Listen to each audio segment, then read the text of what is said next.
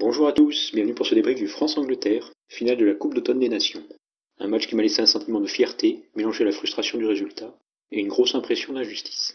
N'hésitez pas à dire ce que vous avez pensé de ce match dans la rubrique commentaires. Sinon, comme d'habitude, abonnez-vous à la chaîne, likez cette vidéo et cliquez sur la cloche pour activer les notifications. Vous avez été nombreux à vous abonner les 2 dernières semaines, donc continuez comme ça me fait grandement plaisir. Au sommaire de cette vidéo, un mot sur la physionomie du match, un retour sur les moments et secteurs forts de la rencontre, et une analyse des décisions litigieuses de l'arbitre irlandais M. Brace et de ses assesseurs. À chaque équipe sa mi-temps. Les Bleus ont copieusement dominé la première, prenant de nombreuses initiatives avec succès, faisant preuve de puissance et d'agressivité, et se montrant impeccables face à la stratégie minimaliste des Anglais, consistant à jouer quasi systématiquement au pied. Les Anglais nous testent toujours dans ce secteur, car c'est l'une de nos récurrentes faiblesses des dernières années. Mais avec Dulin en 15, le 15 de la Rose est tombé sur un os. L'arrière Rochelet a tout dégagé et tout réceptionné, sans oublier son énorme couverture du terrain et quelques relances efficaces. Sa seule erreur, une touche directe à la 37e, a amené l'unique action anglaise d'envergure de cette période, sans conséquence. Brice Dulin était bien secondé dans le registre de l'occupation par le pied long de Jalibert et ses remontées de balles, à l'exception de sa passe dans les chaussettes pour Raka, alors que la relance était prometteuse. En deuxième mi-temps, changement de physionomie, les Anglais ont largement pris l'avantage au niveau de l'occupation et la France s'est mise en mode défense et solidarité, ce qui a empêché notamment le 15 de la Rose d'aller dans l'embut à plusieurs reprises, comme lors de ce sauvetage de Collingar à la 46e sur l'ailier Johnny May qui allait franchir. À l'usure, les Anglais ont quand même obtenu de nombreuses pénalités, mais Farrell n'était pas dans un grand jour et en a manqué la moitié en seconde période. L'Angleterre attendra les arrêts de jeu pour scorer sur ballon porté et arracher la prolongation. Celle-ci s'est déroulée en mort subite, la première équipe qui marque gagne, un règlement assez injuste car elle donne clairement l'avantage à la formation qui obtient le coup d'envoi. Sans compter que ça anesthésie les défenses, qui refusent d'abandonner le sort du match à une décision arbitrale sur le jeu au sol.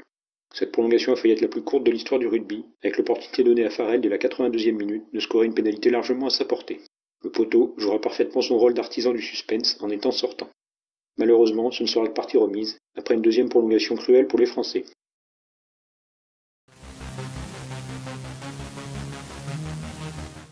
La France a pris le dessus dans le registre de la touche, grâce à un excellent Cameron Wookie. Il capte 2 lancers en première mi-temps et en contre 2 autres sur initiative anglaise, ce qui a été très précieux pour empêcher le 15 de la Rose d'envoyer du jeu. Après sa sortie surprenante, les Anglais ont fait 100% dans l'alignement, notamment sur la pénale touche amenant leur essai. En mêlée, ça a été bien différent. Le redoutable Genge a dominé son vis-à-vis Eldeguerry, clairement en difficulté sur ce secteur.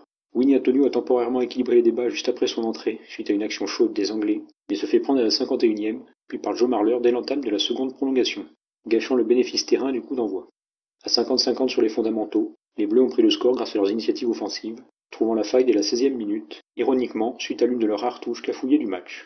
Wookie est lobé par Bourgarit, par ailleurs excellent en première période pour faire avancer son équipe, mais le 3e ligne Tom Curry commet un en avant. Un guerrier inspiré et puissant avance et crée un point de fixation. Le soutien de Raka permet la libération rapide de Couillou, qui profite de 2 leurres français pour servir Jalibert. Paniquée, la défense anglaise coupe trop vite les extérieurs et libère la place pour l'accélération de l'ouvreur, plus entreprenant que contre l'Italie. Il n'a plus qu'à fixer Daly pour l'offrande à Dulin, qui marque et se voit récompensé légitimement de son gros début de match.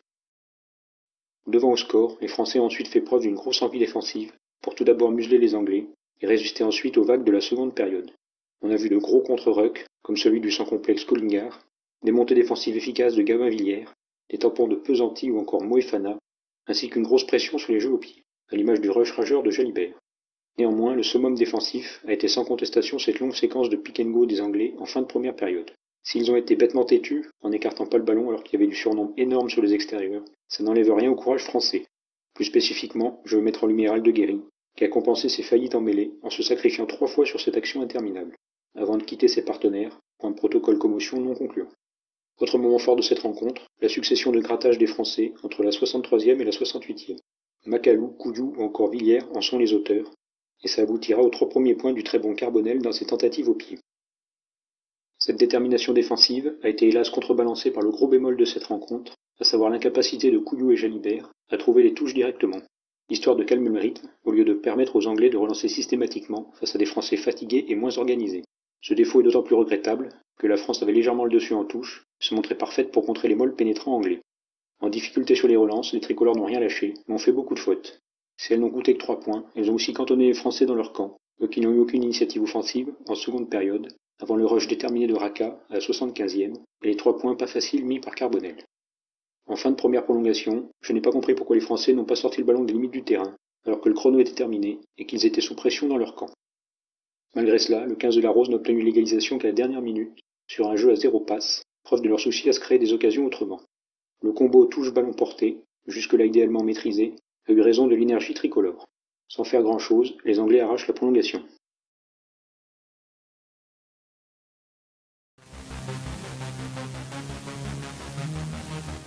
L'arbitre irlandais M. Brace s'est attiré les foudres des supporters bleus pour ses décisions en prolongation et en fin de deuxième mi-temps. Des coups de sifflet qui ont fait pencher la balance pour les Anglais. On va ici revenir sur tout cela et nuancer les choses et les responsabilités. Déjà, M. Brace a commis plusieurs erreurs en première période. À l'11e minute, il sanctionne Woki pour avoir touché le bras du sauteur anglais Lansbury, une sanction démentie par le net ralenti, voyant Woki toucher le ballon lors de ce duel. Le juge de touche est clairement fautif sur ce coup-là. Ensuite, à la 17e, Pesanti est jugé coupable d'une obstruction volontaire sur Johnny May. Rien d'évident selon moi. Le deuxième ligne change bien sa course pour se replacer et aller vers le ballon, ce qui est logique. L'ailier anglais regarde d'abord devant lui et voit très bien que Pesanti est sur sa trajectoire, avant de regarder en l'air et d'aller s'empaler sur lui. Sachant que May était loin du ballon, ne rien siffler me paraissait plus logique. Au pire, l'arbitre aurait pu réclamer la vidéo pour se faire une idée, d'autant plus que Pesanti pouvait prendre un jaune si sa faute était avérée. Passons maintenant au cœur du problème, et cette action anglaise de la 78e minute. M. Brace oublie clairement un en avant de Vunipola au sol.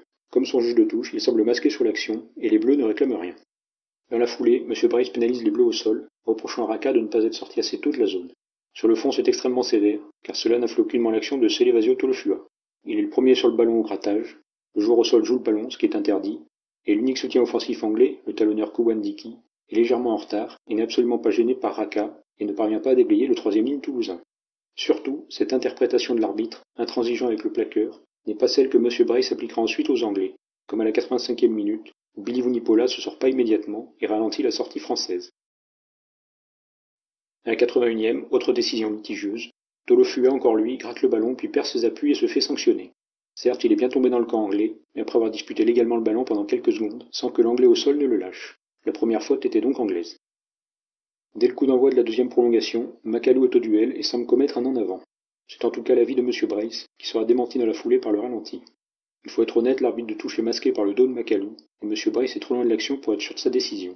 On peut s'étonner alors que l'arbitre vidéo n'ait pas alerté son arbitre de champ pour lui dire qu'il n'y avait pas en avant. D'autant plus que Gabin Villiers avait signé un contest gagnant au sol, qui aurait mérité la pénalité, et donc la balle de match pour les Français.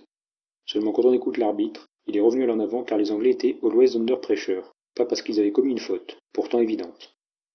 Pour finir, l'action finale avec Raka, récupérant un bon jeu au pied anglais, et tentant de se sortir de la pression anglaise. Il évite 2 plaquages et se fait prendre par Curie. Ensuite, Carbonel est pénalisé pour avoir perdu ses appuis au soutien de Raka. M. Brace a ici appliqué parfaitement le règlement. Aucun Anglais n'est au contest de Raka, il n'y a donc pas de zone de ruck. Itoge, premier Anglais sur cette phase, peut attaquer le ballon. En bilan, on excusera l'arbitre central pour les en avant qu'il ne pouvait pas voir, mais on regrettera un manque de cohérence dans ses interprétations des phases au sol, ce qui a pénalisé globalement les Bleus. Merci à tous d'avoir regardé cette vidéo, n'hésitez pas à donner votre avis ou demander des explications supplémentaires sur ce match. La rubrique commentaires est faite pour cela. Je n'ai pas fait le bilan joueur par joueur pour cette rencontre, car je sortirai début janvier une vidéo synthèse des tricolores lors de cette Coupe d'automne des Nations, où je donnerai mon groupe et mon équipe type pour le tournoi 2021. Salut à tous!